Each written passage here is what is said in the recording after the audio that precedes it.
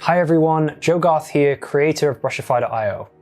In this video, we're going to be building a massive, large-scale medieval city using the Brushify Medieval Buildings pack.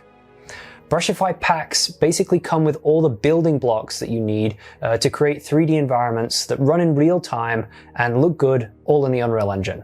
I think the really powerful thing about Brushify is that all of the sort of more complicated things, the technical features that you'd need to often, create yourself using the shader toolkit or, by programming yourself, most of those come already set up out of the box for use with the engine. So if you do want to just skip to the more artistic parts of the game development or the more sort of design-oriented parts, you can use these Brushify packs to simply shortcut your way into being more artistic with the engine. If you guys like content like this and you're interested in seeing more of my projects and my new tutorials in the future, be sure to hit subscribe by clicking the little subscribe button below. All right, I think that covers just about everything. Let's get started. All right, so I'm going to pretty much start from scratch. The very first thing you're going to want to do is to download the Epic Games launcher. So to do that, go to epicgames.com and you can grab the Epic Games launcher and hit download. Once you've got it installed, it'll look something like this. And from there, you'll be able to download a new engine version. So if you hit that little plus, you can choose from the different engine versions that you want to download. In this case, I've just downloaded the latest one. I've got a couple of others as well. But yeah, I've got 4.26, which is the latest version that's out right now. Pretty much Brushify is made to work with version 4.20 onwards. And that means that the version of Unreal that came out 2 years ago, you'll be able to use all of the versions since then, or basically stretching since that point in time. And the way that we're going to start is we're going to just click launch right here on 4.26 and let's start the engine. So it takes a little second there to start up, and then it's prompted us to create a new project. Now what I'm going to do is I'm going to scroll down and I'm going to click games, hit next, and I'm going to choose third person. And these are basically just the different templates for the sort of different kinds of games that you want to develop. I really want the third person template because it's just really ideal for sort of running around in a map and just seeing the sort of scale of the map and seeing how the map actually looks from a sort of typical game standpoint. Gonna hit next again. All of these I'm going to pretty much leave at their defaults, and I'm going to name the project Brushify Medieval. No, maybe just Brushify Castle, or let's be more creative than that. Let's call it just Epic Castle. Build an epic castle in Unreal Engine. I don't know what I'm actually going to call this video, but maybe it'll be something like that. And then it'll start up the engine itself, and you get this sort of third-person example map right here. But what we're going to do now that we've started up the engine is we're actually going to quit out of the engine again, because if we go into our content folder, you'll notice that inside of here, this is basically just like Windows Explorer, you're not really going to find anything anything to do. You've got some default stuff in there. So we'll need to add some content. So I'm going to quit out of the engine again. So I'm going to go back into the launcher, and I'm going to scroll down, And I come to my vault. I'm going to search by environments. Let's just untick all of these. And go environments. And right here you can see all of the Brushify packs that I've got installed. And I'm going to go into medieval buildings and click add to project. Now I'm going to find my epic castle project. Should be in here somewhere. Epic castle right there. Click add to project. It'll take a second just to sort of gather all the files and sort of bring them across and sort of copy them across. If it's the first time that you're downloading the pack, obviously there's a sort of a few gigabytes that you're going to have to download, and that will take some time. But generally, Epic servers are relatively fast, so hopefully shouldn't be too much of an issue. So I'm going to scroll back up here and find Epic Castle in my, what is this called? My Projects section. And I'm going to double click that to open it up. So that's just going to start us up. And yeah, here we are back in the example scene. But now if we go to content again, and then I can actually go into Brushify, and you'll see inside of here there's now some Brushify content. So inside of design packs, and then medieval buildings, and then maps, you can find the medieval buildings example level. And this is basically just a level that we can just double click and we can open it up and see how it looks. This might take a second to load, especially the first time, because it's got to sort of compile some shaders. So if it is taking a while for you, just be prepared to wait a little bit and see if all those shaders compile, and don't start panicking if it does take a while. Okay, so here is the medieval buildings pack. And as you can see, we've got a little example scene right here. We've got sort of a road, some buildings. We can kind of scoot around and take a look at the scenery. We can actually go to the castle wall here, and we can go inside the castle and start exploring a little bit inside the village. And yeah, so this is basically, you can even go inside the little keep here. So yeah, this is pretty much just like a level to showcase, what's possible with this pack, with all of these assets set up already in a level. And what we're going to try and do is we're going to actually build something very, very similar to this, probably almost exactly the same, throughout the course of this tutorial. I'm going to show you piece by piece how I set up this kind of a level, and pretty much just what you need to do to replicate an environment like this. And I'll show you all of the different features of these assets and of my packs that kind of make that easier for you. So one of the first sort of useful things about this example scene is that if you use the numpads or the numbers on the keyboard, you can actually jump to shortcuts, sort of bookmarks for the camera in the scene. So if I hit 1, that'll take us to this right here, which is a nice sort of wide shot of the whole city. Just changing the FOV because sometimes it looks cooler when it's wider. Here we've got like a shot of the church, this little area here. If I hit 3, that's the sort of main shot that you get when you first load up the map. That's a little bit further back of the city, and so on. So you can really see, how you can basically jump from place to place. I like this shot of the lake. So yeah, that's really useful if you just want to quickly go around the map and find some nice looking places, maybe to get you some inspiration and just see how things are set up, like for instance, if you want to see just like how the kind of how this blending is working, to kind of integrate this integrate this house into the terrain. Got these little rubble here. So if you need ideas for sort of set dressing and how to do it, you can just sort of jump to these different locations in the map. Maybe they'll give you some inspiration. So let's start sort of tearing this thing apart and breaking it down into its individual elements, so that we can sort of bring it and build it back up from scratch again, because I want you guys to be able to do, you know, something similar to this. And I think the example map here is a really good place to start. So the very first thing I'm going to do is go to my outliner, and I'm just going to collapse all of these folders down, because this is a lot of clutter in the level that, you know, this level is filled already to the brim with all of this set dressing and all this stuff.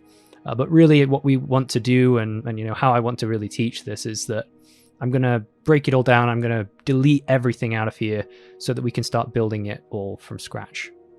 So I'm going to select all these folders, right click. I'm going to go select all descendants, and then let's just hit delete. Okay, this is going to be pretty brutal. I also got to delete all the folders right here as well. So just hit delete on the keyboard. There we go. All the folders are gone. The same thing with the foliage. You can literally just click the sort of foliage right here, and all the foliage gets selected, and then hit just delete. Okay, I've got a few other little stray objects here and there that I'm going to also hit delete on. I can show you how to place those later. We can keep the terrain set up, because I think that's actually quite useful, and you don't really need to, you know, there are plenty of tutorial videos about how to set up the Brushify terrain and that kind of thing. So, you know, if you want to check out the rest of my channel, you can see how the landscape is set up. But yeah, this is just a typical Brushify landscape, really. You know, everything is set up in the usual way. Yeah, as any other Brushify landscape. And the same with the sky dome and stuff like that. So this is just the default Brushify sky material instance. And you can actually find this in the material overrides folder. Or, you know, if you go to Brushify materials sky, you can find all that you need to basically set up this sky right here. So yeah, that's just really like the sky dome mesh. And then you just throw this material instance onto that, just as you would any other Brushify sky. So that's how the sky is done. So yeah, now I'm going to start to lay out the foundation of the map. We can maybe start with something completely different to this by just, well, let's just blur out all of the landscape, because we don't want to have a city that's exactly the same as the one from the intro video. Let's build something that's a little bit more unique. So I'm going to take the radius of my smoothing brush here and let's just get rid of all of this stuff. Let's get rid of all this painting work and sculpting work. And let's start from scratch, because that, I think, is a little bit more useful for you guys to see me really work from the very, very beginning. If you want to smooth more quickly, you can just set your brush radius higher. So, okay. Another way that we can actually start from scratch as well is just to use the flatten tool. I'm just going to flatten out this whole area right here, so it's all flat. And I actually do like the moat that's going on here, but maybe this castle is a little bit too big. Maybe we can make a little bit of a smaller castle. Somewhere like that. Okay. And right now I'm using the flatten target little eyedropper just to select a height and then flatten down based on that height, which is really useful. And if you want more tips on terrain sculpting and that kind of stuff, I've got tons of videos on my channel. I've got a Learn Squared course, so lots of more in-depth courses about how you can actually sculpt the landscape. But primarily in this video, I just want to show you what you can actually do with the medieval pack itself. Okay, let's make a little bit of a hill. Well, before I do that, I'm gonna get rid of these roads. I'm gonna get rid of these roads that are in the terrain, because those were the ones I sort of painted down earlier. So to do that, I'm gonna go to the landscape, and I'm gonna go to paint. I'm gonna just fill the whole thing with grass. So go to the grass layer, right click, fill layer with grass.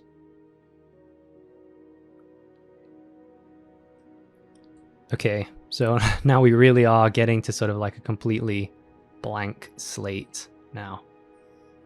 And we've also lost our distance mountains and things like that, which were already placed as well. So we're gonna place some of those. You actually do get some distant mountain meshes with the pack. So I'll show you that really quickly as well, because that's really cool. We'll probably come back later and add some more of these. But if you go into the maps folder, yeah, it's a long file path, but yeah, in the design packs medieval buildings maps medieval buildings folder, you can go into assets and you'll find background mountains, and they're just called S_fantasy mountains. If we bring those in and scale up that object, you can actually see that there's these really big meshes that you can use right in the distance, so very far in the background, and you can kind of scale those, move them around, push them way back into the background, and I think those look really nice and give you a bit more of a sense of scale, like there's something really going on back there. And you can get some interesting patterns by just duplicating, rotating around. And the way that I'm doing that, by the way, is I'm just holding down Alt and then dragging on one of the axes to basically create some duplicate copy, and then move that. Okay, so that's how you create distant background mountains. So let's start to build a sort of shape that we're going to put our castle onto. If we go to landscape again, sculpt, we can start to sculpt out a little bit more of a hill here. If you want the fall off of your brush to be a little bit different, you can just increase the fall off there, and you can see how that's softer. If I turn that to 0, you can see it's a super hard edge. So if you want a softer edge, just increase the fall off. And maybe we want to, I mean, similar to my example map, I want to just create a little bit of a mound at the back. But it doesn't have to be the exact same castle. It doesn't have to be the same every single time. That's actually an interesting shape anyway. Let's go smooth out a bit of this. Yeah. If you want to smooth out bigger shapes, you can increase this filter kernel radius. If you want to leave bigger shapes alone, you can reduce that. So these are really useful functions, and with all of these functions, you can just hover over and you can read the tooltips to understand what it really does. But yeah, some of these are incredibly useful. So here I'm actually just smoothing out the big shapes by increasing it to 7, which is very convenient.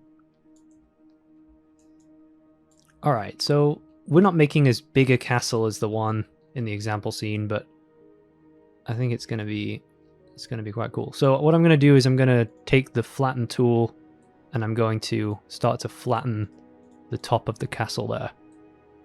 Kind of got this annoying grid that shows up when you do that, but I actually wonder if I can turn that off. I think I can right here. Yeah, here, show preview grid.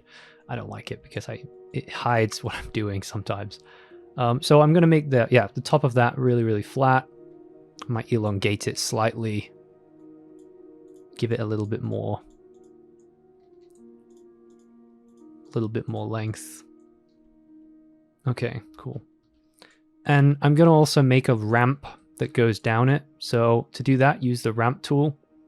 And the way this works is you just click and then you click again. And that creates this sort of ramp-like shape. And then what you can do is just click add ramp. There are also some settings here for the width and the fall off, but you might not need those. So yeah, once we've got the first ramp, we can now create, let's make a second ramp. Just click on the ends and then click to move them. So click on an end, click to move it wherever you want it to go, click on the beginning, click to move that wherever you want that to go, and so on. You can also use the gizmos to move them up and down. But yeah, hit ramp. Now I've got these nice ramps that are forming. But, you know, obviously they're really hard. So you'll want to go in there and afterwards kind of smooth them out a little bit. to make that a little bit more friendly and more organic, because at the moment they look a little bit too sort of man-made. But now we have a way up the mountain that we can traverse. So let's just double check. At any point, you know, you'll want to kind of double check that all of this stuff is actually like going to work in the game itself, and that it's like, you know, going to be reasonably playable. So what I'm going to do, I'm going to go back to the select mode. I'm going to go to Window, World Settings. I'm going to drag that into the sidebar here. I'm not really sure why why all my stuff is on the left in this video. I'm going to move it now to a nicer place, because I usually just work with everything on the right like this. So that looks a lot better. That looks more friendly to me. So yeah. And usually actually what I do is I put the details panel down here. So I can have the world outliner and some settings up here, and then I have the details panel down here. So you'll probably see me working like that in quite a lot of my videos. It's just sometimes I end up moving the tools around here and there and just, you know, getting disorganized.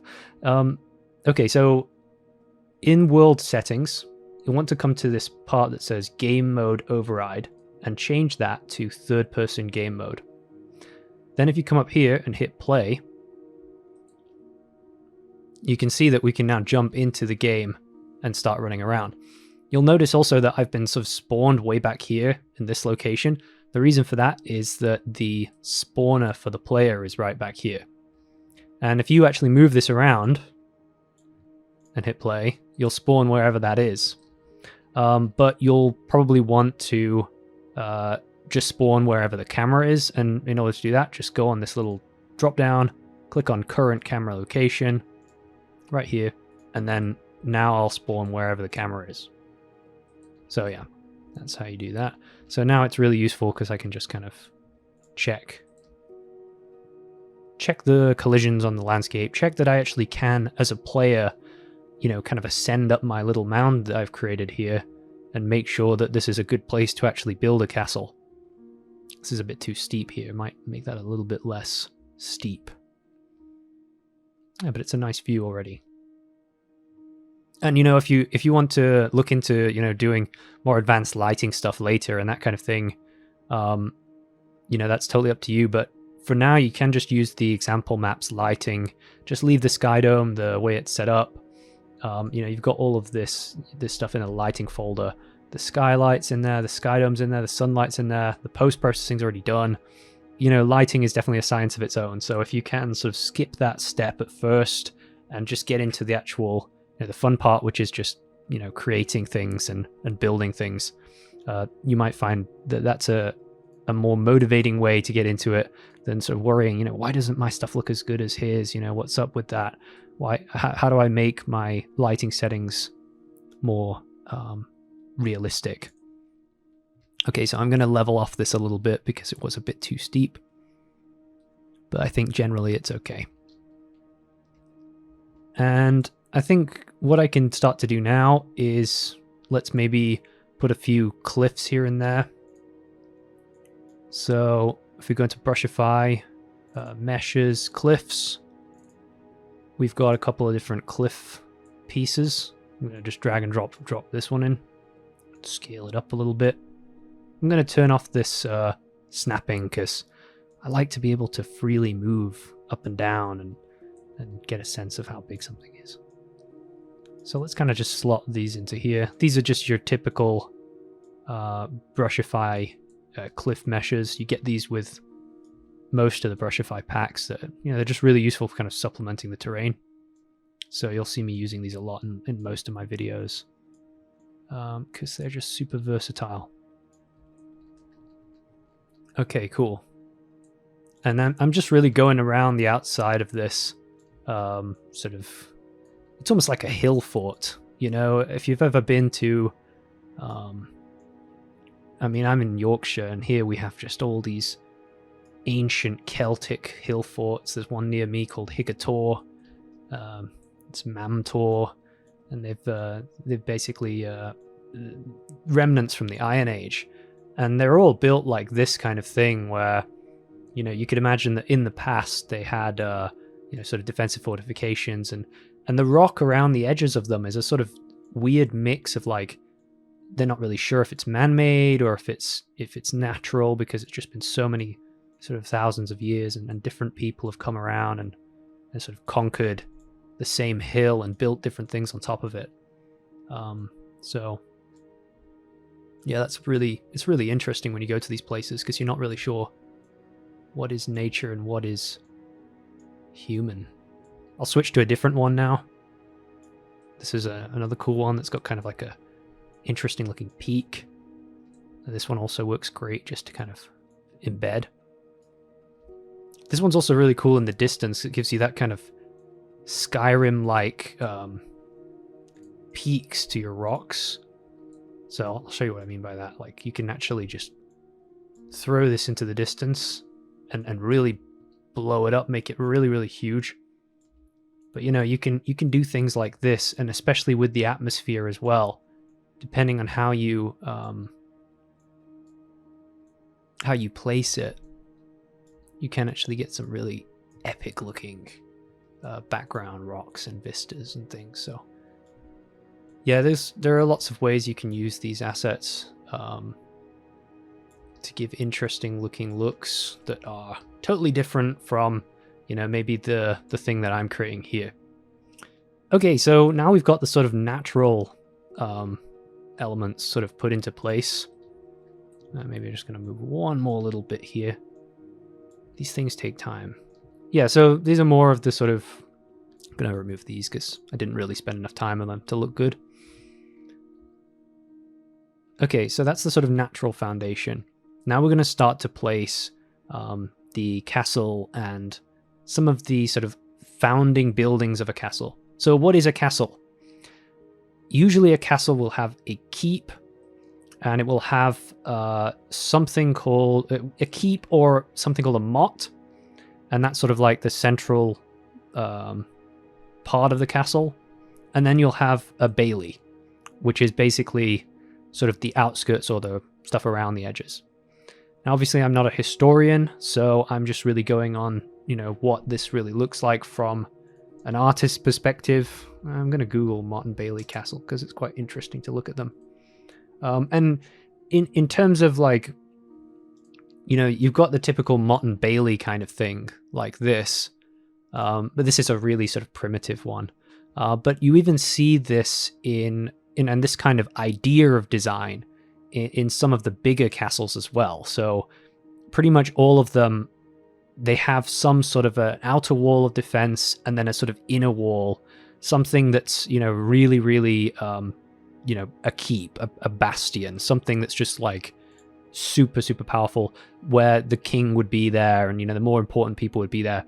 And then on the inside, you know, and then on the outside, you'd have something that's made to sort of protect the more ordinary people. And then, you know, maybe outside of that, you've got all of the rest of the city, like the peasants and the people living in hovels, and they would maybe only get their own little sort of wooden palisade. You know, they wouldn't have the sort of defense of a real wall. Yeah, here it's the same thing. There's a sort of keep, and then you've got this kind of inner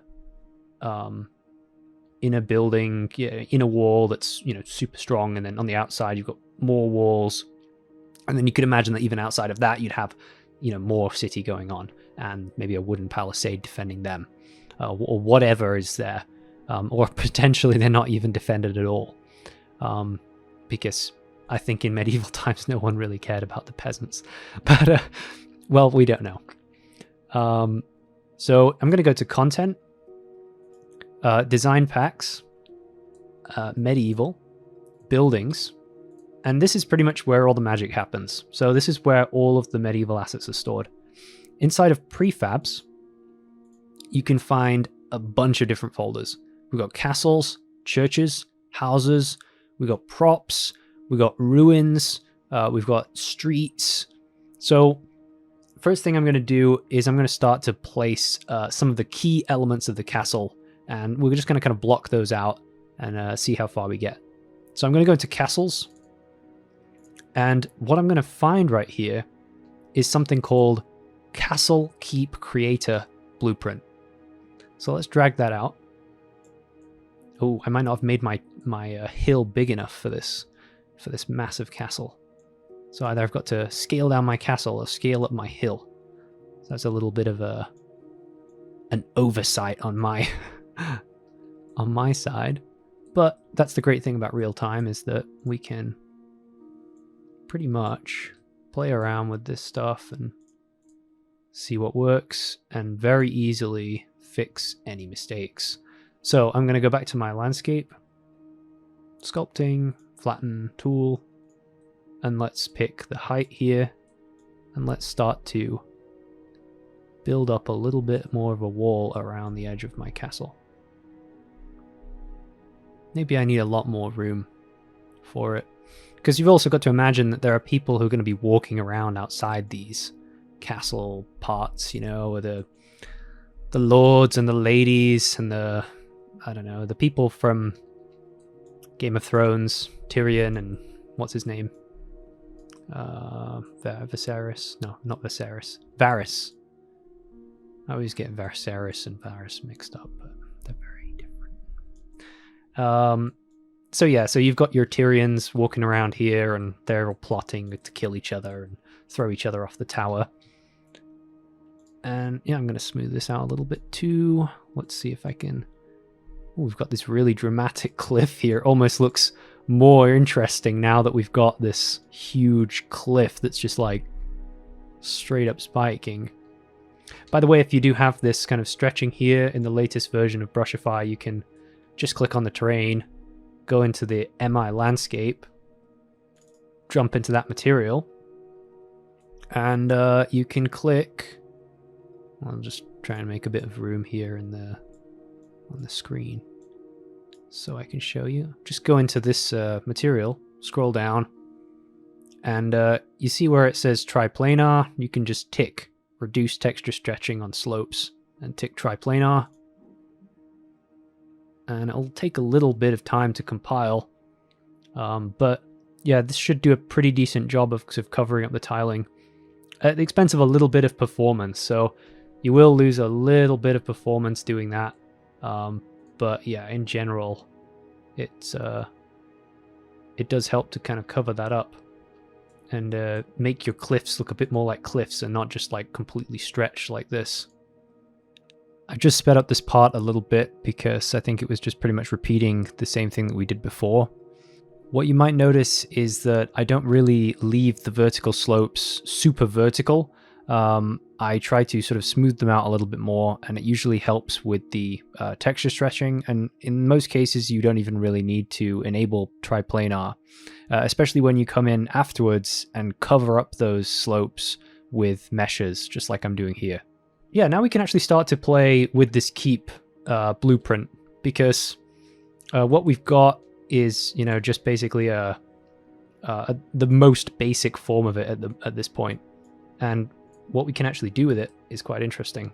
So if we click on the keep blueprint and we go into the details panel right here, you can see that we've got some settings. So we've got the number of towers, and we can increase that number of towers. I just realized that my landscape has basically changed the shape as well, so I've got to make room for more towers now. But no, I mean, actually, we don't need to have a keep that's this large. So, you know, maybe we can just have, let's say, one tower, and then we can maybe rotate this around somewhere like this. And then we can build a little bit of a section out here for this tower to go onto. So let's try that. Let's make the flatten tool again. Build a little section around it. Okay, smooth that down a bit.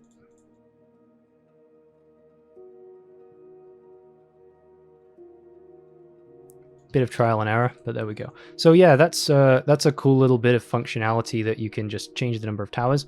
The other thing you can do is you can change the tower type. So if you just choose that from 1, 2, and 3, you can see I can change which types of tower spawn. So I'll go back to my 1, and I'll change this to that tower. I think that's a nice one. You can also decide to spawn huts on the roof of the keep. So if this is sort of like boring on the roof of there, you can spawn some huts on top. Another thing that's cool is if you want to actually go inside this keep, you can click Interior, and you'll see that the little door there opened up, and you can actually go inside.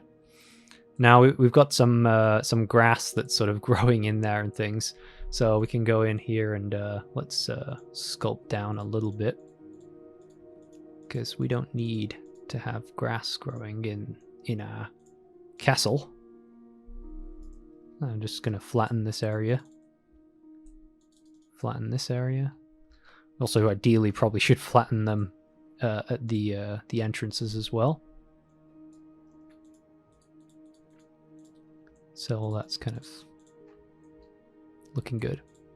Oh, and by the way, if you ever get like something like this where the grass is poking through and you don't want to get rid of the terrain, you can go to the Paint tab, scroll down here, and go to this Remove Procedural Layer. Just click on that, and then change the tool strength to 1, and then Paint. And that will actually remove the...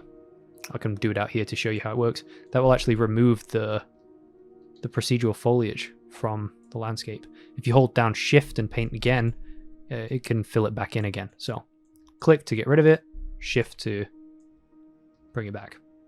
So yeah, that's also a very useful little feature in Brushify that you can just quickly use. So yeah, and that's what the interiors are for. Then you've got this nice little interior that you can fill with whatever you want. You could build your own rooms in here. You could have your great hall here. Pretty much whatever you think you can use the castle's interior for. So, alright, so I'm going to take the interior, and I don't think I'll need an interior for this one, so I'll just untick it. And let's see what we can do next. Yeah, let's create another ramp down from here.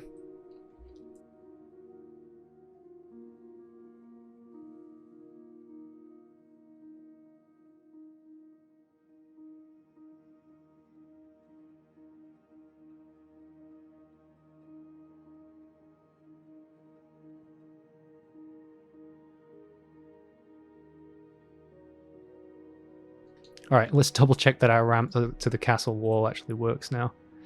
Do. Oh, yes. There we go. We are climbing to our castle.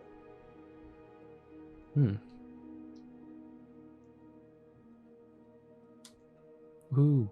Okay, so that's cool.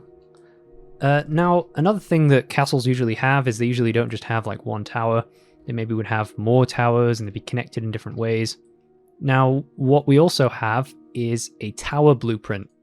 So if I go back to content, I can go to the design packs, medieval, buildings folder, and I go to prefabs. And inside of here, I can go into castles, and I'm going to choose the BP tower creator. And then you'll get this kind of little, what's like a mini tower. But what's cool about this, I just move this up a little. What's cool about this is that it's actually got a number of little features. So we can go, just like we did with the keep, go into the details panel and we can change the height of the tower. Whoa, it's really big. And we can make it go bigger and smaller. We can change the type of the tower as well, between, you know, these kind of circular ones or these cone ones or square ones. I think I'm going to make a square one, and I'm going to put that somewhere. Let's see.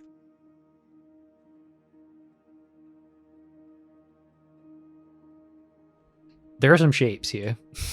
Maybe we need one not quite as big. But this is good because it gives you a little bit more flexibility about how you do things.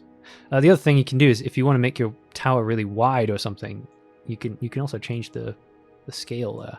So that is quite useful. Now, this is a really ugly looking castle right now.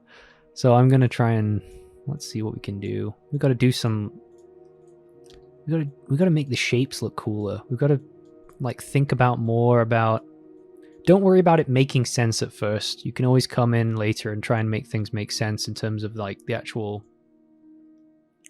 positions of things. What I'm doing right now is I'm just more worried about the composition. Let's make that a little bigger. Let's change the type to one of the...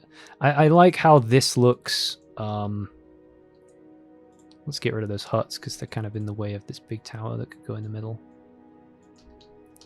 But I like the kind of composition here that there's this big spiky tower in the middle. That kind of looks cool. And also, they don't all have to be on the same level, so we can have one that's down here, maybe. Maybe it's taller, but it's down here. And then this one can be a really wide one, actually, if we really want. And that one behind, maybe it doesn't have to be a... Maybe it can be one like that. Let's grab another square-shaped tower. Technical term, square-shaped tower.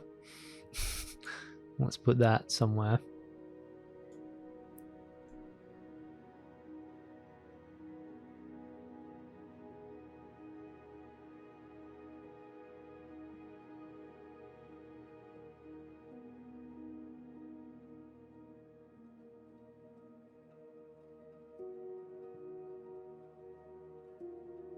So now we've got the keep. Let's start placing a kind of inner wall around this whole thing.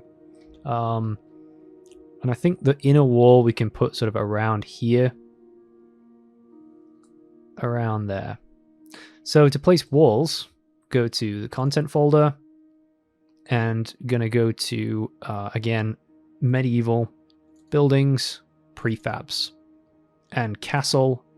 And then inside of here you can see that there's this BP castle wall creator, and just drag and drop that into your level. So this is where the fun really starts, because this is one of the, I'd say, more impressive blueprints that you get with the medieval buildings pack. This blueprint basically lets you create spline walls that are completely dynamic. So if I hit play, we can actually run along these walls and everything. And yeah, they kind of twist and turn, and if I actually move this spline that's inside of this object, you can see that it actually automatically creates new wall. So it kind of, it depends on which end that you actually move it from, but if I grab from this end, it starts to create new wall like that. Now, if you grab this end right here, it's going to kind of move the whole wall back. So if that's something you don't want, then grab it at the other end. Generally, what you can do with this is to gradually build out cool shapes. And you can make it go, of course, like up, and then along, and then down again, you know, to create that kind of Great Wall of China kind of effect. Obviously, you have to be careful with the deformation, because it's going to generally, you know, distort at some points. So if you go too far with your deformations, you might get some little bugs here and there. But, you know, obviously that's just if you go like really, really crazy with it, then you'll get more problems. But it actually can take quite a lot. And they also have a sort of tiling texture that's broken up, so that things don't constantly repeat. So yeah, if you want to basically build out castle walls with a lot more surface area, this is a pretty good material to use on it.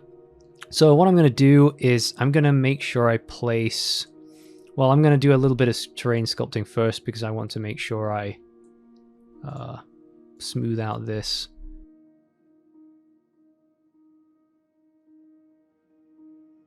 And I'm going to start moving this around here. And let's create some... I'm just dragging it. So yeah, something like that. I'm going to drag and drop another one in there. I do this every so often because otherwise these can get quite heavy, because the more meshes within them, the harder it becomes to for the engine to compute. So I think every sort of 5 or 6 spline sort of points, maybe create a new one. and that should keep it relatively usable.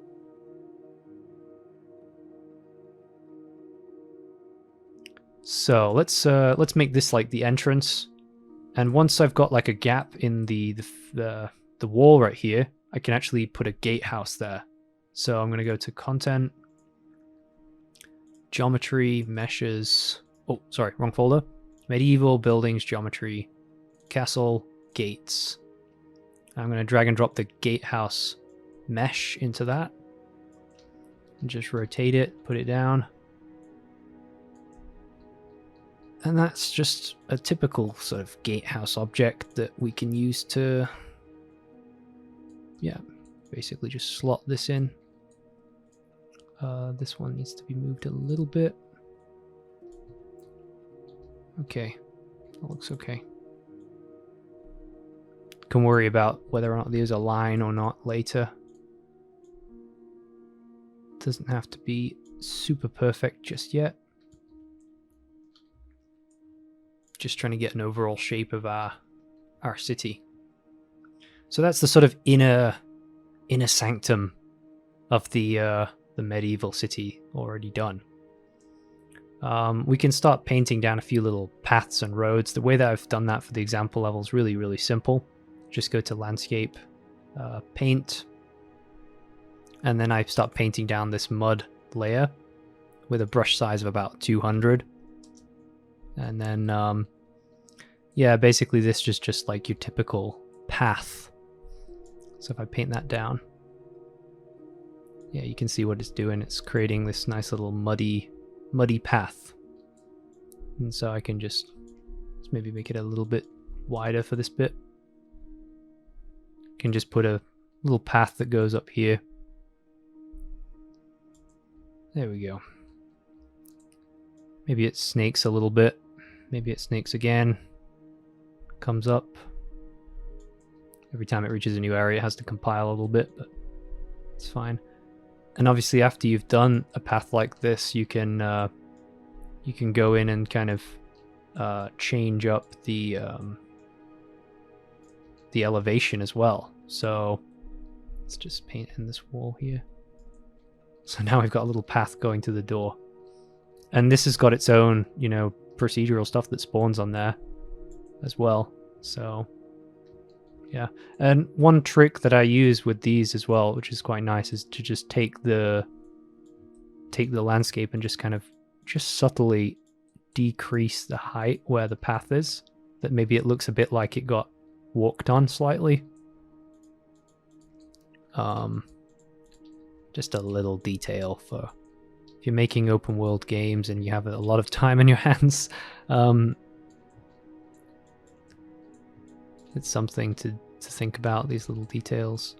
Obviously as well, you could get like a road spline tool that could do this more automated, do this automatically.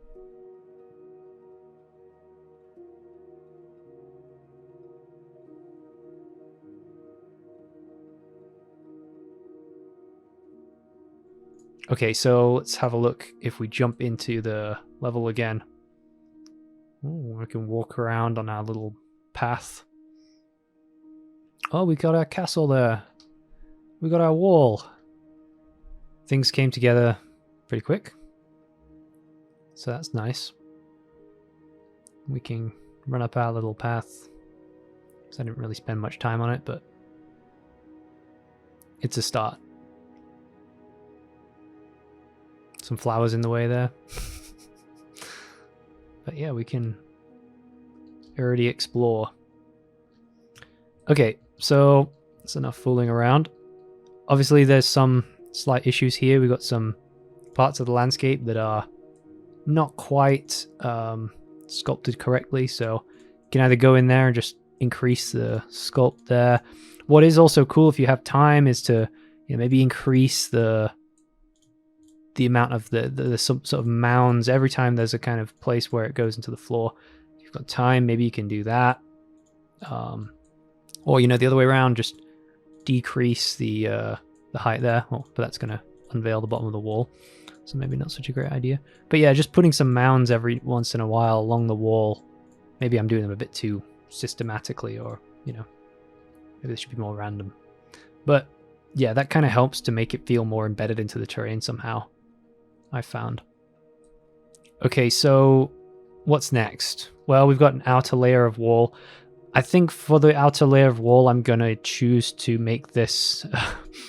this is for the peasants, basically.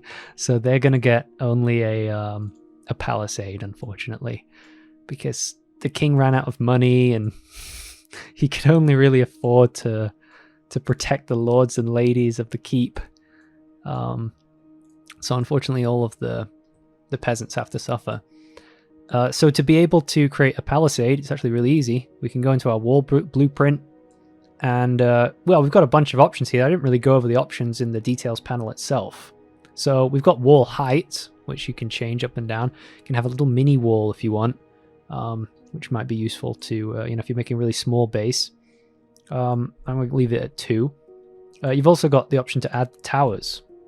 So this will basically add a tower every spline point. And then you've also got the option to change the variant of the tower.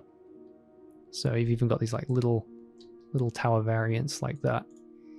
And then last but not least, we've got the palisade option, untick towers, which is basically just wooden fences. It basically replaces the wall with a completely wooden fence. So that's what I'll be using on the outside. Yeah, and that's one thing I'm going to do here is I'm going to tick towers. And let's change some of these towers to something more interesting. I'm going to move this around a bit. Yeah, I think these little ones are quite nice. I mean, these are a bit more, whoa, you know, like they're really heavy duty. But yeah, maybe we can have the smaller ones. And if you don't like how a tower looks, you can just remove that. Like if there are too many or something. Like there, I think I had just one too many. It looked a bit strange.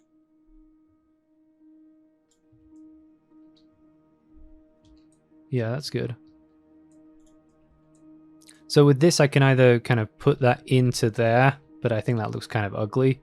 What might actually be better is to just grab a new tower blueprint and make a little tiny variant of the blueprint to slot between these two. Which also just gives it a little bit more. Yeah.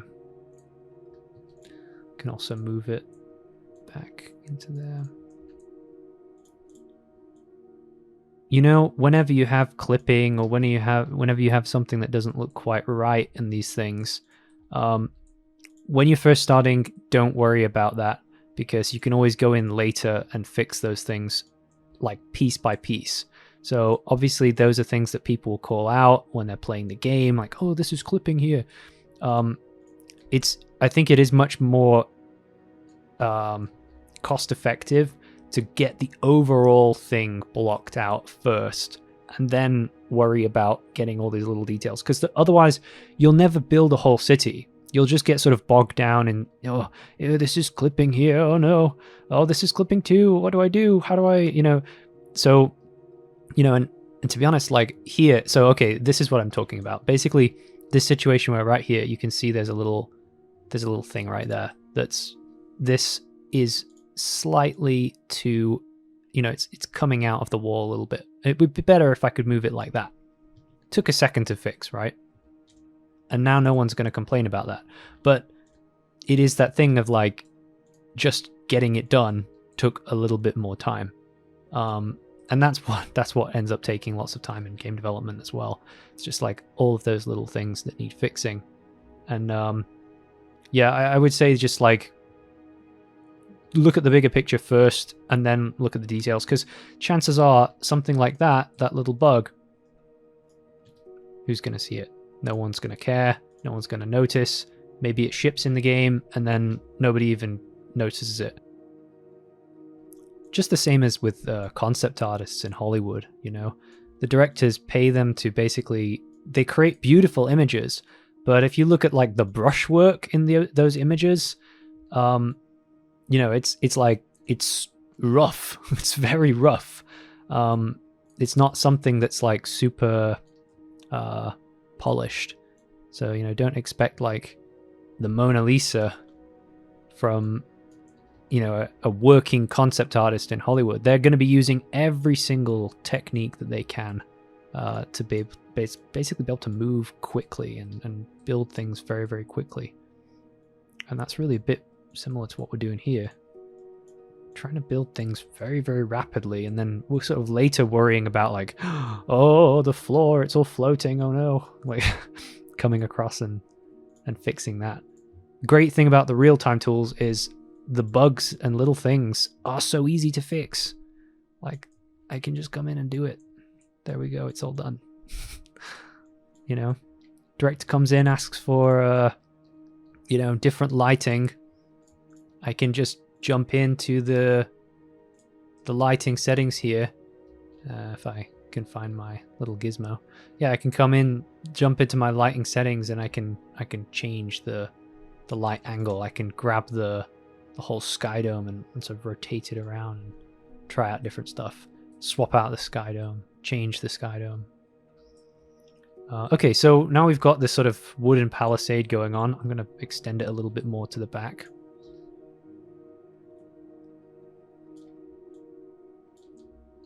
Let's see how far we can make this go. Now, obviously, these people are quite lucky because there's this sort of moat.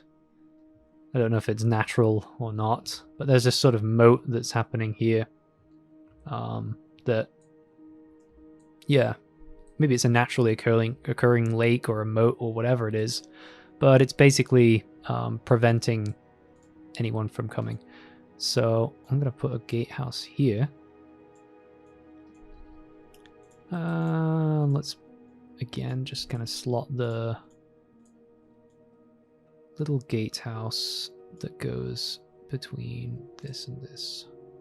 Oh yeah, that's a trick with these splines. If you ever find it's kind of coming through here or something like that, grab the other end of the spline and just kind of pull it, because it kind of pulls the whole thing across.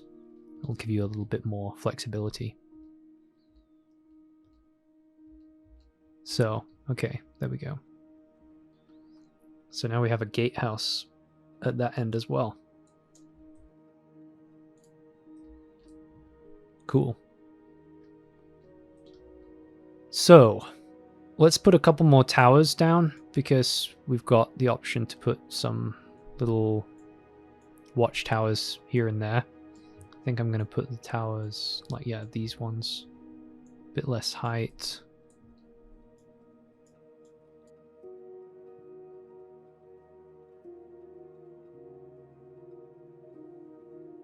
Okay, so I've got this kind of big fat tower. I think I'm going to make him a little bit smaller and shorter.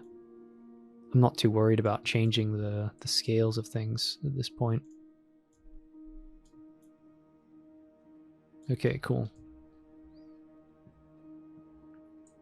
That's looking cool. And then on this side, I'll put another little tower. Just building a little medieval kingdom. It's just coming together. We're going to get really interesting soon, because we're going to start placing down. I'm going to go a bit smaller with that tower. There we go. Smaller towers. These ones are just to kind of ward off little boats and things. This right here needs to have some sort of, yeah, something like this. I think a little shorter, but like something to basically make it feel more built up.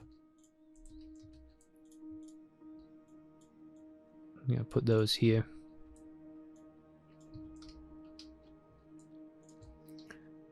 It's still a cheap wall, but there are some parts where they've put real towers. Something like that. And let's move that into the side of the wall there. We don't really care about what's going on in the back right now. Okay, cool. I'm going to actually save this level. I think I haven't even bothered to save it. So let's just throw it inside of the maps folder. Call it Brushify Medieval Buildings tutorial, I guess. because we're just going through every step. Okay, so now we've got, oh, it took us back to our original bookmark. Okay, so now we have got a little medieval Motte and Bailey kind of setup going. What would be really cool is if we can add some housing, so places where the peasants can actually live. Maybe on the inside of this, a few little manors that people, more rich people, can live as well. So a quick way to do that is with blueprints. So I'm going to go to Content, and I'm going to go to Medieval Buildings Prefabs, Houses. And yeah, so here you can see that we've got tons of individual blueprints. If I can just place a few of these down, you can see what I'm talking about. But yeah, these are basically like individual houses that you can place down. But what I would, and actually some of those as well, they have interiors. So if you actually look for the ones that say _interior, you can actually go inside of those, and they'll have these nice little setup interiors that you can even go inside of and run around and explore. So yeah, if that's your thing, if you want to have like a whole game with an RPG and people selling things, you can do that actually. We've also got these little hovels, which are cool. These are basically like these are basically like little hovels that you can also use for the peasants. Those are more like cheap housing that they're basically falling apart. Made out of not such nice wood. And yeah, so we've got those, and we've got the kind of manor houses, and combined we've got pretty much a nice selection. But what if we want to place all of these really, really quickly? Well, one way to do that is that we can actually place the street blueprints. So if we go back into prefabs and go to street, we can drag and drop one of these street blueprints inside of our level here. One way that can kind of speed this up is if we flatten the whole area first. So I'm going to go to landscape, and then I'm going to go sculpt, flatten, and I'm just going to flatten this whole part right here.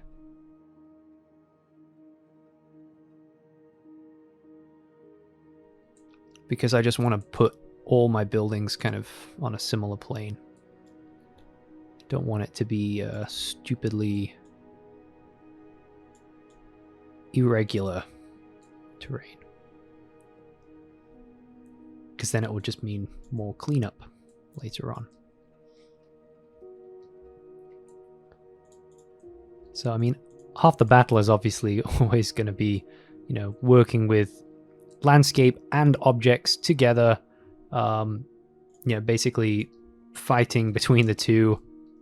And that's the thing, is that one doesn't really come first. It's sort of like you have to constantly go back and forth, sculpting buildings and laying out buildings, seeing what looks good, and then sculpting the landscape. So placing buildings and then sculpting the landscape to fit those buildings, and so on. Just building a little path there. Maybe there's another path that goes here. But yeah, we don't really know yet, so we can't really start placing roads and trails because we don't really know where the buildings are going to go yet. So what we'll need to do is just take some of these buildings for the streets, and let's start placing them in interesting ways. So let's put them down where the ground is. And because we flattened everything, we already have all of them nicely hitting the ground. And then yeah, I'm going to just keep dragging in city streets right onto the flat area. So we haven't really got anything painted down onto the landscape yet, but this is a quick way to add lots and lots and lots of houses.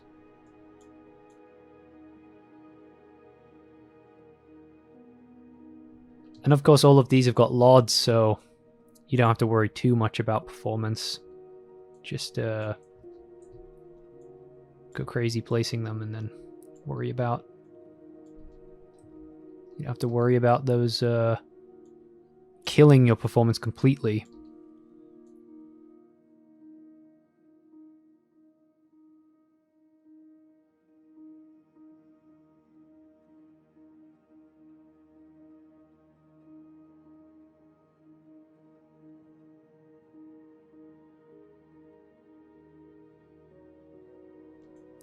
Just kind of want these to look like streets, basically. And you know, these ones that are near the path, maybe those matter more because that's the, you know, those are the ones we're going to be kind of running along or running near. Whereas the ones back here, maybe we can just kind of lay them down any which way we like. So later on, you can always muck around with the landscape and making sure they all conform properly. But I think that, to be honest, most of this is the same height, so seems to work okay. By the way, if you ever get this situation where you really want to place something but they're almost intersecting, you can actually jump in and move an individual house by double clicking on it. So if you ever, you know, just really want to move that house to like here, you can just double click the house. Just move it individually. Really nice that you can do that with blueprints and sort of instances. Okay, so that's a lot of buildings now. I think they're they're a little sort of like, there are maybe too many of all of the same ones. So what I'll try and do is break this up a little bit by adding some more I guess kind of special buildings. So I'm going to take this one, move it here, and I'm going to make a little bit of a place where something cool can go there. And when I say something cool, I mean something, well, I don't know if you can call this cool, but we're going to put a church there, and we're going to, I mean, it's cool architecturally. It's like a nice thing. So we're going to put a nice church here. That's a bit too big, isn't it? So, ooh, where does this go? Here. Yeah, there we go. Yeah, another thing that I want to do is I really want to put down some sort of hovels and things. But I think these should be really like where the more poor people go. So maybe we can start to put some hovels basically around the edges of the outskirts of the city. So, and these can be not quite as dense. But yeah, and I'm just going to kind of grab them and throw them out here in these little clusters. But yeah, this is exactly how I did it with the example map. Just kind of throw some little town, little hovels here in places. Just grab from the library, you know, 2 or 3, and just kind of throw them out there, throw them along. Give them a bit of a rotate, a bit of a translate, and then you've got these little outside houses here. Cool. We're also missing a bridge here, which I can grab as well, which is inside of geometry. Where was it? Castle, I think? Maybe it's in castle, or is it in houses? Let's have a look. Props. Yeah. So geometry, props, bridge. And this is like a pretty basic wooden bridge that we can add here. So I want to make this a little bit of a... How does this work actually? Does this have like a drawbridge that you can... Yeah, it does. Okay. So let's put this drawbridge right here. Set this down. And then we can basically put this one locked into place on here.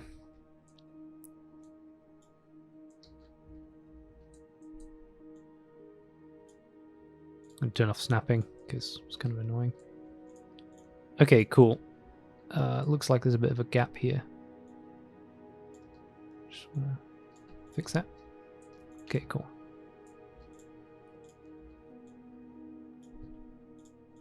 Perfect. We're gonna make this one go like this.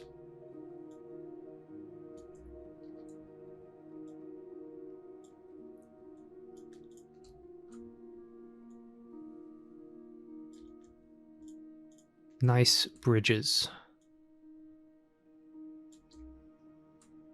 I'm going to have to adjust this later because I think this bridge is way bigger than the other bridge I had in my other map.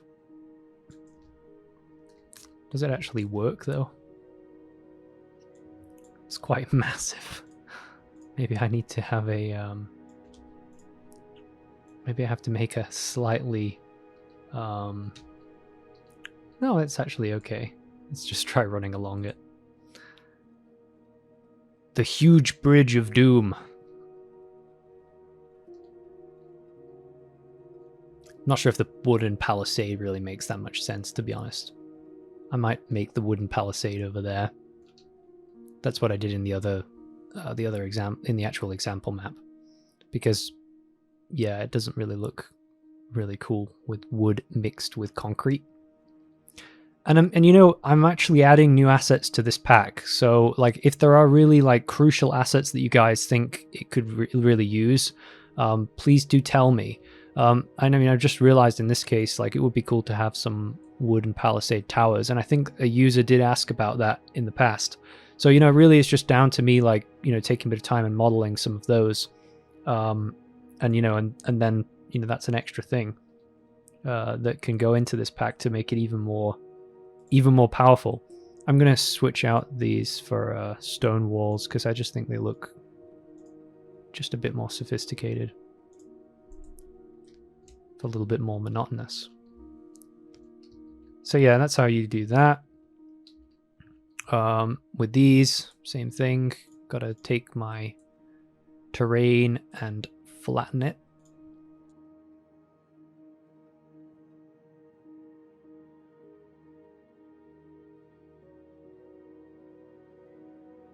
Again, if you've got little grass coming through the floors of buildings, go to landscape, go to paint, and choose remove procedural, and then you can just take the grass away like that. Just take the grass and get it out of here. So yeah, there we go. And that's how you get little hovel town thingies. I'm going to paint a few more little roads. Let's do this. You can see how this can just take hours and hours and hours, though, of your time. If you're trying to build an entire game, if you're trying to build an entire RPG. But yeah, obviously, that's it. And that's what it will take to build something. And this is actually a fast workflow, I would say. Like, this is, you know, cutting a lot of corners to get somewhere very quickly. Like, we've got an auto material, we've got like instant painting on everything. Like, we're able to just bang this out in, you know, a couple hours. So I think, like, in general, some of the other workflows that other game developers are using, they can be a bit slower. Obviously an auto material has an impact on performance a little bit. So, but you know, if you're building an open world game, I would say it's probably the way to go, because it just makes life for the designer so much easier. That's also another aspect of game development that people don't always take into account, which is sometimes it is worth affecting actual end game performance to make the lives of your artists and designers easier, because otherwise the game isn't going to get shipped at all. The levels just won't get made. Or, you know, you maybe will just have way more bugs or issues with the actual, you know, the game itself.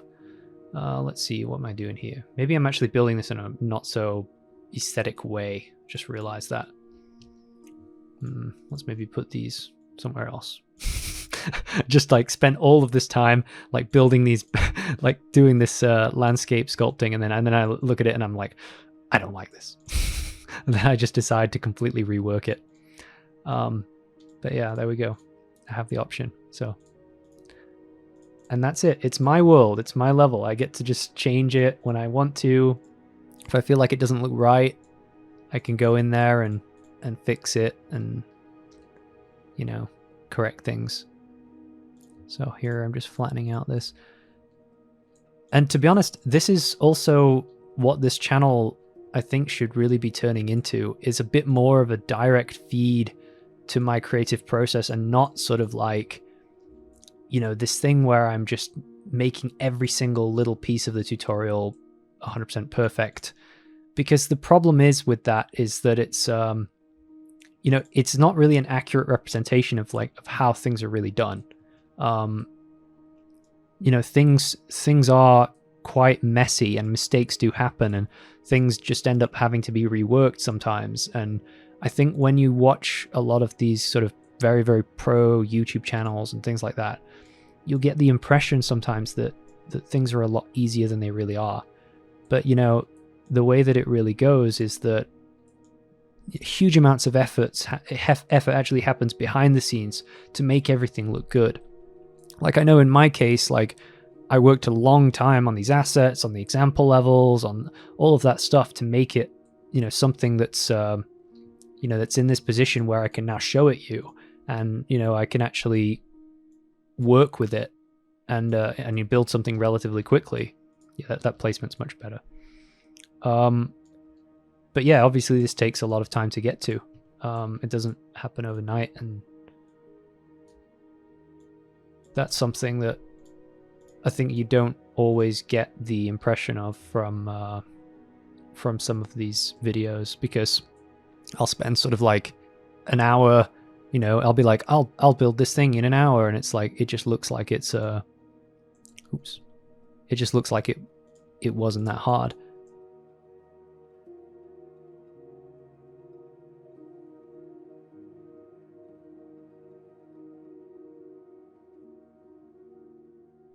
Okay, and same trick that we did before with the road. Okay, so let's do this. Yeah, that looks okay. And I'm going to paint down some foliage. If you go into the foliage editor mode here, you've got this place where you can actually grab foliage and kind of drop it in.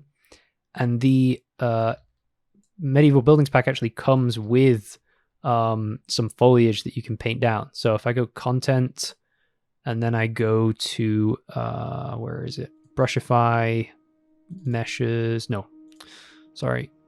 Go to design packs, medieval buildings, maps, and then inside the assets folder.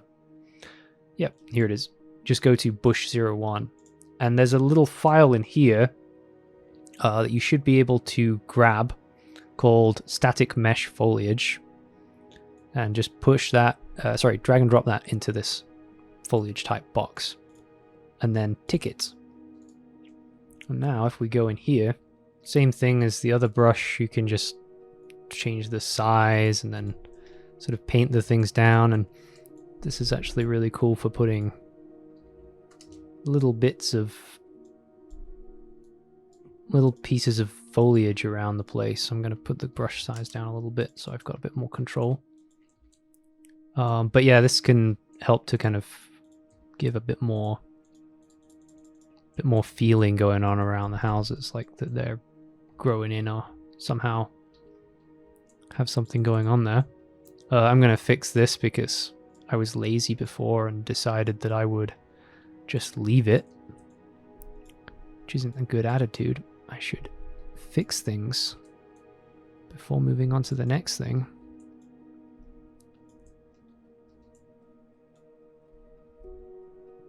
But it's so tempting when other things are fun. If you get some weird things with the terrain like that, just make sure you go in and smooth that out. So go to the smooth tool and then there we go. Nice and smooth. This could be smoothed a bit too. Probably need to redo that now. where I go over this and just kind of boop, boop, boop, boop, boop. Yeah. It looks a little bit better. I think I'll need to rejig the combination of how these look. These look strange. This is a horrible shape here. So I'll probably try and like, yeah, do something like that. It's all make and break.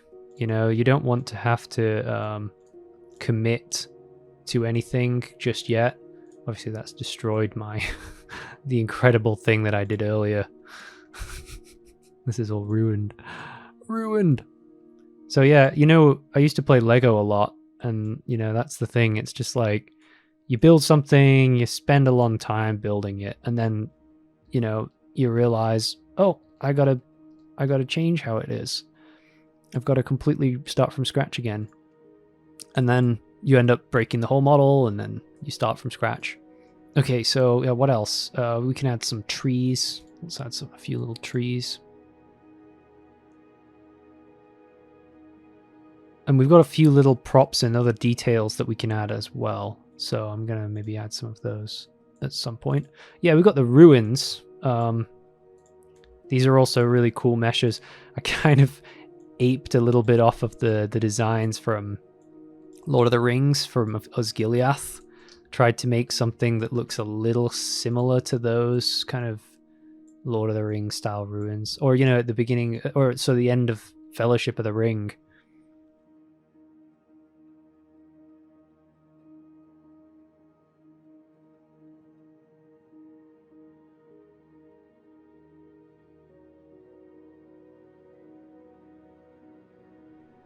So yeah, you've got these nice places you can explore here. And usually what I do as well with these is I just sort of fill in, again with the mud tool, the mud paint layer, go in there and I'll just kind of muddy up the bases so it kind of integrates a little bit more. So you see what that's doing. It's kind of giving a little bit more integration. And then, oh, what else do I do? Oh yeah, there's also a few of these little rubble pieces that you can put down. So if I go into geometry, ruins, rubble, this is kind of like these little bits of rubble that you kind of, they're just like pieces of broken up, messed up things. This one's a nice one. It's nice scattered looking piece. But those are just mainly for like the corners, and there are a few of these built into the blueprints on the bottom, so yeah. But you can just throw these, yeah, like here you can see that I actually got those in the blueprint already. If I pull it up a bit, you can see a bit more of them. So yeah, that's generally how I kind of dress up these ruins pieces. And you know, those are just kind of part of the outskirts of the city. That you can add as little detail. I said I would add a tree, so I'm going to go to content and I'm going to add my, let's add like a tree somewhere. It's in the assets folder. So in the maps folder, medieval building assets, tree 01. I'm just going to put down this tree. There's only one tree that comes with it. It's just a really generic video game tree. But I think it's cool because it gives some nice shadows and stuff. Well, let's put another one over here. Yeah, something like that. Let's put a little winding path through. A bit more, a bit less. Yeah, let's put a little winding path through up here, just to give it like that these houses get connected by something.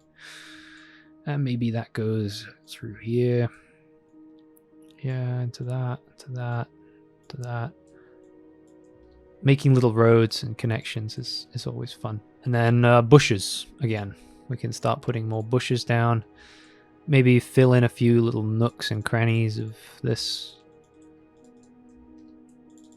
Just little bits of bushes that go around that this maybe got overgrown.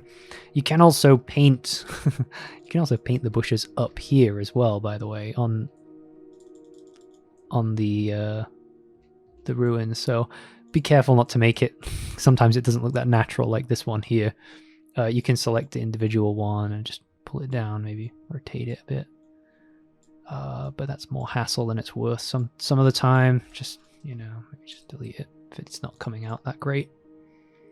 So that's one way to add a little bit more spice to your ruins. What else? What else is good? Oh yeah, the bases of the houses I usually also paint with a little bit of mud. Maybe not that much. Something like that.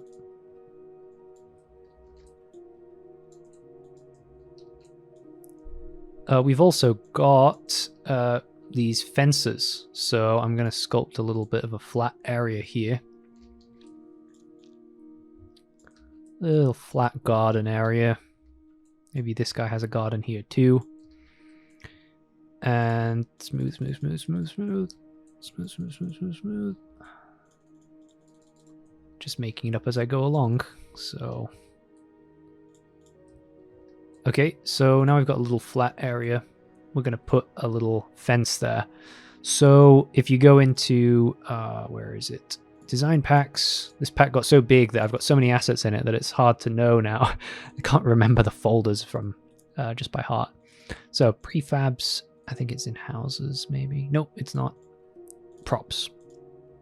Yeah, inside of props you'll find BP Fence Creator. And this is a blueprint dedicated to building fences. So I'm going to take this guy. Where am I going to put him? Let's make a wall between this person's property and this person's property. Maybe it's a wall that starts at this guy's house right here. Okay. And then we can start dragging this spline out. And this works exactly the same as the castle wall tool. So, same thing, just the same except on a smaller scale with a little smaller mesh.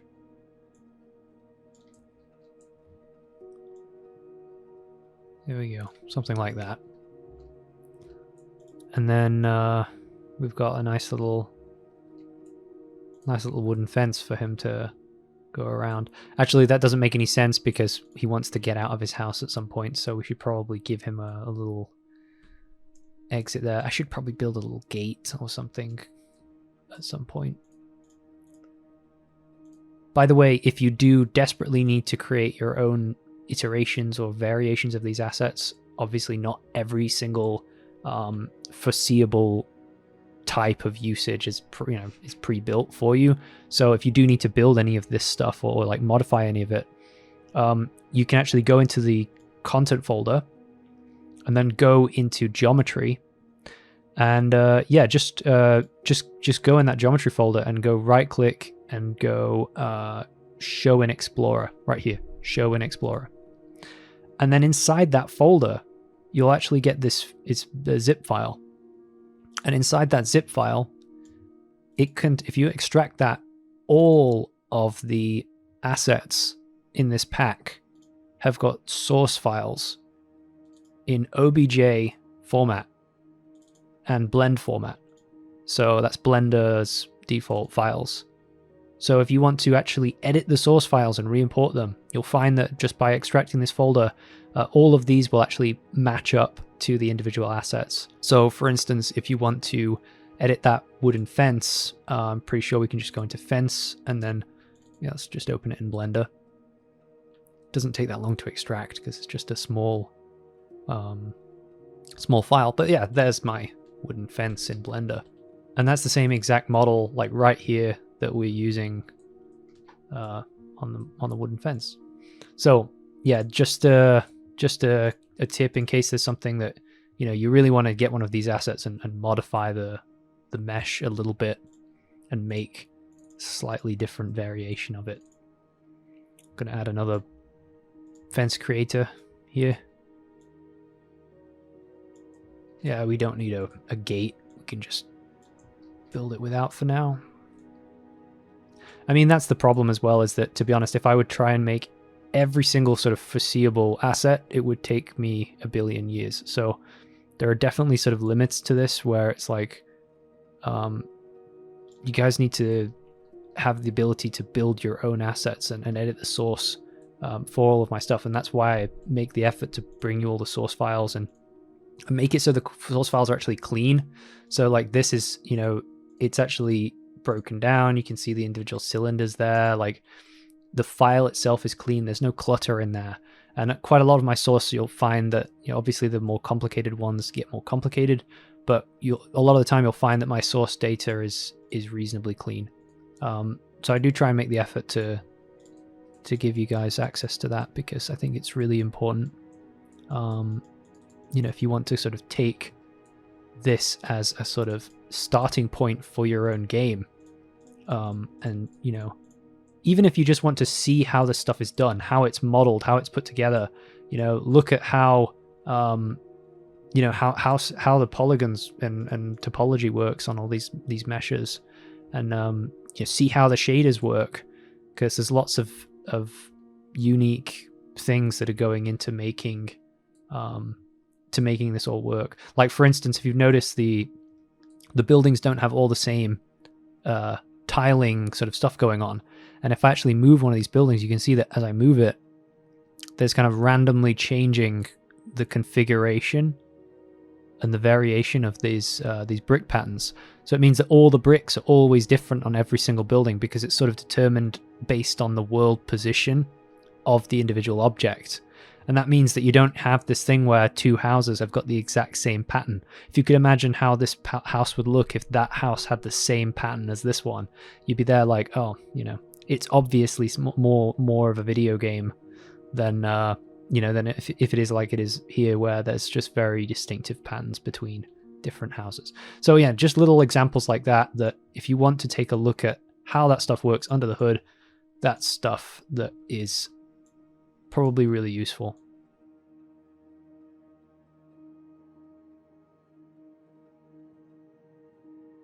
So imagine that I would do all of these houses with those kind of gardens. Imagine I'd put more of these sort of ruins everywhere. That's really how you're getting to the example scene that comes with the pack. So we've got castles, we've got churches. There's a few different kinds of churches as well. I'm going to bring a few of them in. We've got this kind of big cathedral type church. We got this sort of cathedral type one, and then we've got the little one that we just saw. So a few different variations, and they all have like interior versions. I like this one. It's like a tavern. It's like a massive tavern. By the way, as well, you can also, if you want to put basically like a signpost onto one of the buildings inside of geometry houses sign, you can find signs for different, you know, like shops or whatever. So if you do want to do something that's similar to like Skyrim, so like that's an armory, it's a blacksmith, and obviously like you can just model your own variants of these. Like if I go back into, well, not into Blender, but if I go back into the source files here, go into signs, yeah, I can basically like open up the OBJ in Blender and then, you know, model my own thing. So obviously that's a little bit more involved, but that's how you'd go about creating your own little, you know, shop fronts and signposts for things. Yeah, what else? Oh, I also wanted to show a bunch of the props and how you sort of use those, because I think those are quite cool. So if you've got sort of a barren street like this, we can kind of fill that with a few little details. I go to content, buildings, where is it? Prefabs, props. We've got this cart, got some little cluttered boxes and things. I'm going to put the cart up a bit of a hill just to prove a point, which is that it's actually got some sort of physics built into it, which is yeah, a little bit pointless and overkill, but I thought it was kind of cool. I'll give it a nudge, maybe. Oh, there we go. Yeah, so the wheels actually move on it and everything. Oh, and it seems I can just totally destroy it. So, but yeah, so anyway, everything's sort of physicalized, and yeah, the wheels move on the carts. So you can have fun looking at how those are set up. The boxes also kind of have like a little bit of physics going on. If you take the first person gun and try and destroy the boxes, they'll go flying and things. So there are some things that you can place basically. So I think that basically covers, most of the primary features of the pack. What I'm going to do, and just a bit of, how to basically set dress this stuff up, and, come up with, different ways of creating like a little village or your houses. Basically, you'd just be simply rinsing and repeating the same things that I've been showing in this video, but just over a lot of time. And that's really, if I save this now, go back to my example map, that's really what I have done here. So here's one I made earlier.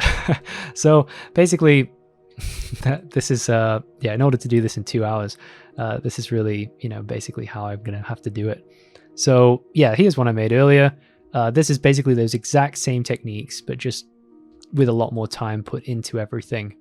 And you've got my ruins here. I've got my sort of hovels and interiors, and through here I've got sort of ruins built into the landscape, as well as houses built into the landscape, little trees everywhere, the church on the hill. And like I've had a bit more time obviously to spend on making this this whole little world inside of the village and in the actual town itself. I've got a lot more going on. I've got these kind of tower bases that I've used to kind of create more interesting shapes going up. And you can use some of these ideas to build your own sort of medieval kingdoms. And obviously you can create your assets, your own assets, or you can modify mine to build out your own ideas. And in the end, get somewhere that's looking completely different to mine, and has your own unique style to it. And of course, there's the whole marketplace is filled with so many interior medieval assets and sort of like typical kind of town assets and village assets. But with this pack, I really thought that what was missing, with in the Unreal Marketplace, were really good castles, really good castle walls, really optimized geometry for buildings, and all of this in sort of one place with the auto material, in a sort of situation where you could quickly and easily just get a medieval city and just create it as fast as possible and then go. So this is really what the pack is there for, what it's used for, and why I really built it. So yeah, and so that's the medieval buildings pack. I'm also going to show you a few more of the little features that are inside of the asset zoo, because I think that that's the best place to really show that stuff off.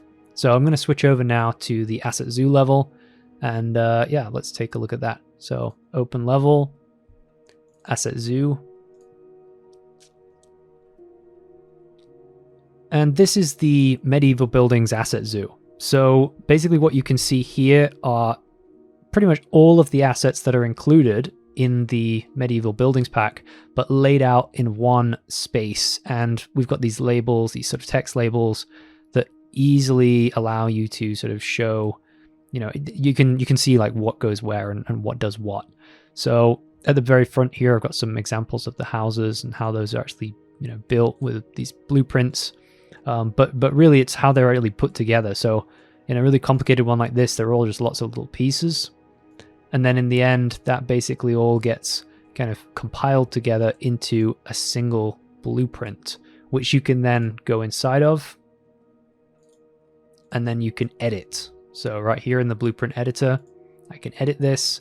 And if I change something in the blueprint, you can see how it updates on all the blueprints there.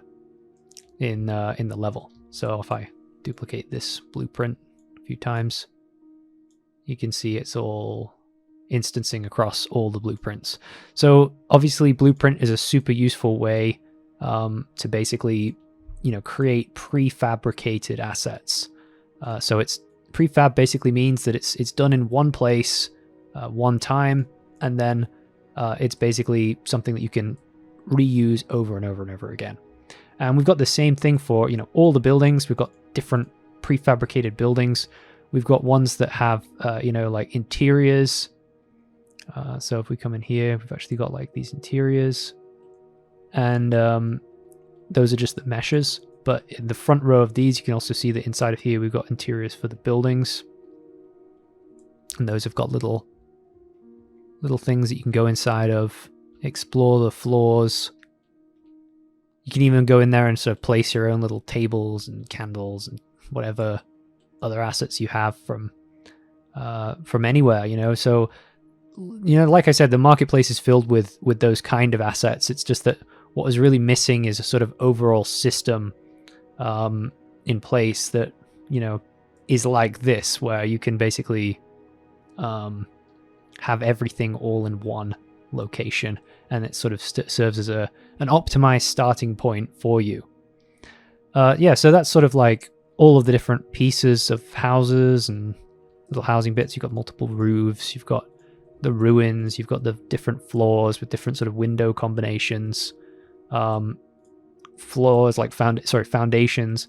We've also got this, which was something that a lot of users asked for, which was to have separate wall pieces so they could build their own interiors. And so here's a building with a sort of custom floor layout, where if I actually let's delete a few of the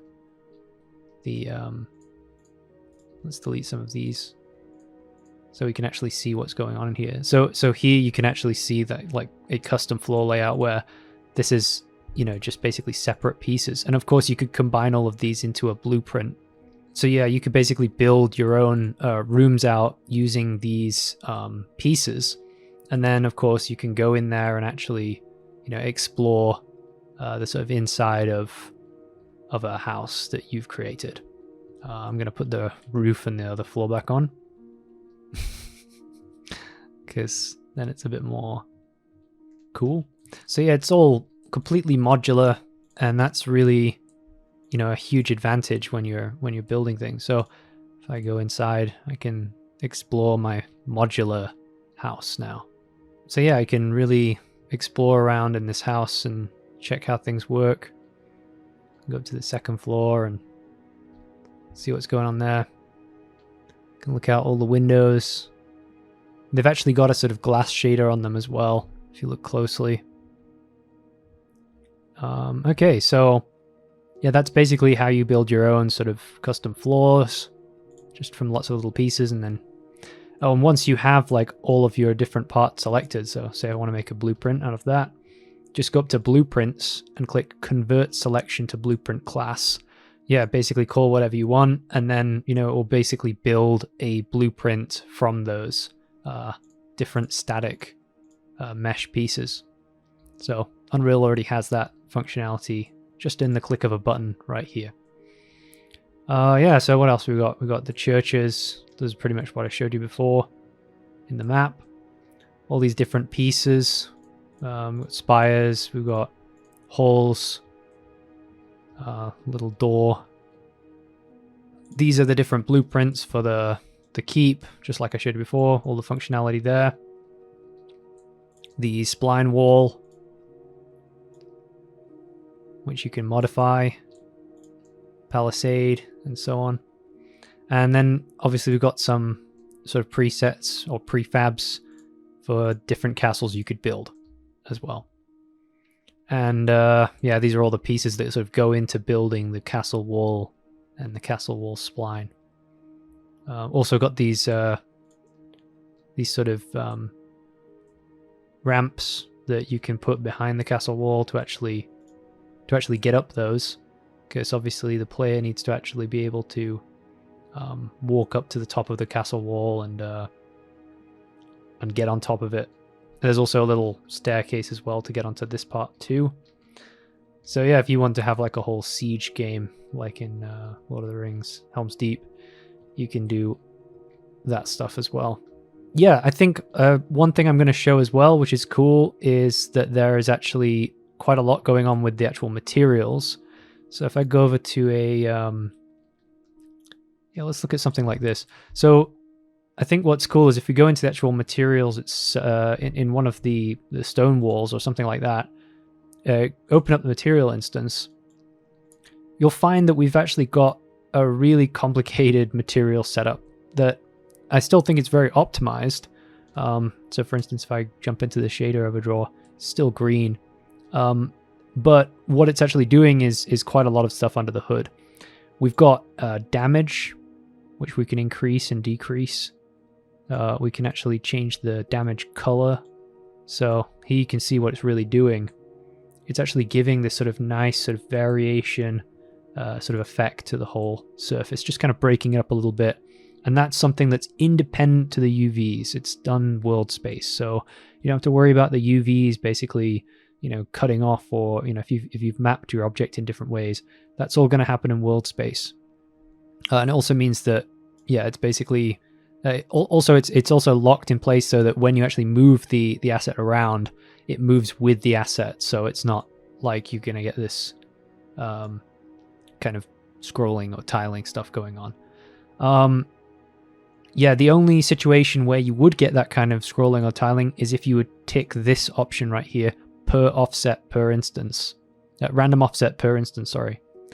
And this is something that will change up the textures based on where the object is in world space.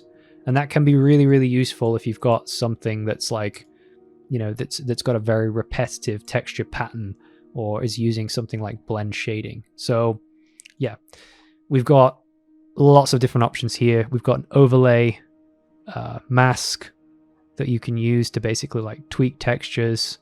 You can tweak the size of the texture. We can tweak the normals, how much there are, tweak the amount of damage. So yeah, and then the other thing that's a really important feature is this reduce tiling function. And I think the best way to show that is to, well, let's first reduce or turn off the damage, because that's also something that helps to sort of reduce the tiling. But then what we can do is we can untick this reduce tiling feature. And you can then start to see the same effect that you'll see on many other Unreal Marketplace assets, which is basically you can see that same pattern coming out again and again and again in the texture. Now, what my shader does is actually fixes that. So if I click reduce tiling, you can now see that the actual texture itself is nicely broken up. So before, after. And that's basically, and that's also something you can actually control with a mask. So in this case, I'm using this sort of brick damage mask, which, yeah, basically just breaks it up on a sort of brick-like pattern. And it basically works by, if I were, you know, change the size, you can maybe see how it's working. It's basically taking two different layers of texture and then overlaying them on top of each other.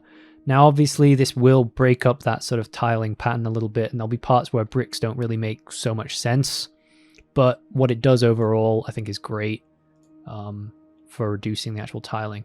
And obviously, you know, any player that sticks his nose into the wall and really looks at it, they maybe will find the odd brick that doesn't really work or make sense. But in general, what you're winning overall is just way, way, way more variation in the actual castle wall. And then once, of course, you put the damage mask over the top of that, it's an extra layer of sort of variation. And yeah, that's how you get this really nice, yeah, basically castle wall that's not tiling too badly. Another thing that's really cool is on the roofs of objects as well. You can see there's actually parallax occlusion mapping going on. So if we go to the roofs of the houses, this isn't real geometry. This is actually just parallax mapping. And that's a really, really useful effect. The edges of all of the roofs are cut out in the actual geometry but the actual texture itself is done using parallax. So little details like that with the assets are in place that I think really add something and give a little bit extra level of polish. So yeah, I think that's pretty much everything, and that's pretty much my overview of the Medieval Buildings pack and most of the features.